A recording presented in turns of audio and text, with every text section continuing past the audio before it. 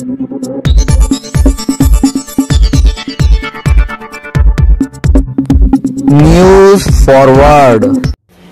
Forward चॅनलमध्ये आपले स्वागत आहे। आत्ताची सर्वात मोठी ब्रेकिंग। बीड जिल्ह्यातील केज येथे विनाअनुदानित शिक्षकाची गळफास घेऊन आत्महत्या। पहा न्यूज फॉरवर्डची सविस्तर रिपोर्ट। बँकेच्या प्रांगणात शिक्षकाने गळफास घेऊन आत्महत्या केल्याची धक्कादायक घटना समोर आली आहे। बीड जिल्ह्यातील केज येथे स्वराज्यनगर भागात असलेल्या कृष्ण अर्बन कोऑपरेटिव्ह बँकेच्या बीड शाखेच्या प्रांगणात हा प्रकार घडला। 30 ते 35 वर्ष वयोगटातील शिक्षकाने आत्महत्या केल्याचं सकाळी उघडकीस आलं। ही घटना समजताच लोकांनी हे दृश्य पाहण्यासाठी मोठी गर्दी केली होती।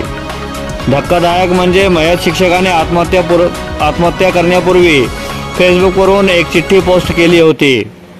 त्यात लिहिले होते की श्रावणी बाळा, तुझ्या बापूला शक्य झालं तर माफ कर, मी माफी मागायच्या पण लायकीचा नाही।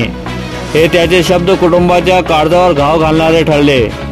ही घटना घडताच शिवाजीनगर पोलीस हे घटनास्थळी दाखल झाले होते। मात्र मृताचे नातेवाईक येईपर्यंत पोलिसांनी पंचनामा केला नव्हता।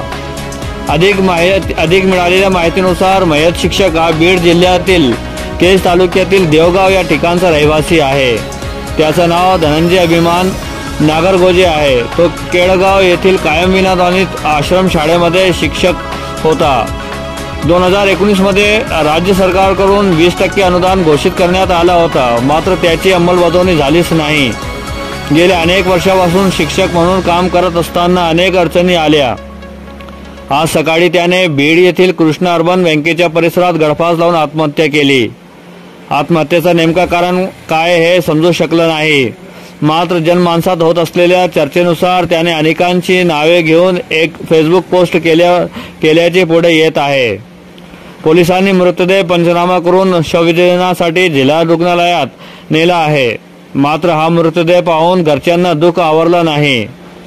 कुटुंबियांचा मोठा आक्रोश या ठिकाणी पाहायला मिळाला। काय होती शेवटची फेसबुक पोस्ट? श्रावणी बाळ, तुझ्या बापूला शक्य झालं तर माफ कर, मी माफी मागायच्या पण लायकीचा नाही। तुझ्या बाबतीत मी खूप स्वप्न बघितली होती, पण त्या स्वप्नातच ग्रहण लागले। काय करू? माझ्या मनात कधी स्वार्थ आलाच नाही। कधी मी कोणाला 2 रुपयांनाही फसवलं नाही किंवा कोणाचा कर्ज पण घेतला नाही। श्रावणी बाळ, शक्य झालंच तर एकदा तुझ्या बापूला माफ कर, कारण तुला मी एकट्याला सोडून जात आहे। तुला अजून काही कळत नाही। तुझा वय आहेस किती? 3 वर्षे। तुला काय करणार? ज्यांना कळायला पाहिजे त्यांना बापू कधी कळला नाही। बाळा, बापूंनी कधीच कोणाचा नुकसान केलं नाही, सर्वांसोबत चांगला वागला, पण या नालायक राक्षस लोकांनी माझा अंधारातून खूप सड लावला आहे। मला हे हाल करून मारणार आहेत। मला मारण्याचं कारण म्हणजे मी फक्त विसरला होता की मी तुमच्या शाळेवर गेली 18 वर्ष झाले काम करतोय, अजून मला पगार नाही।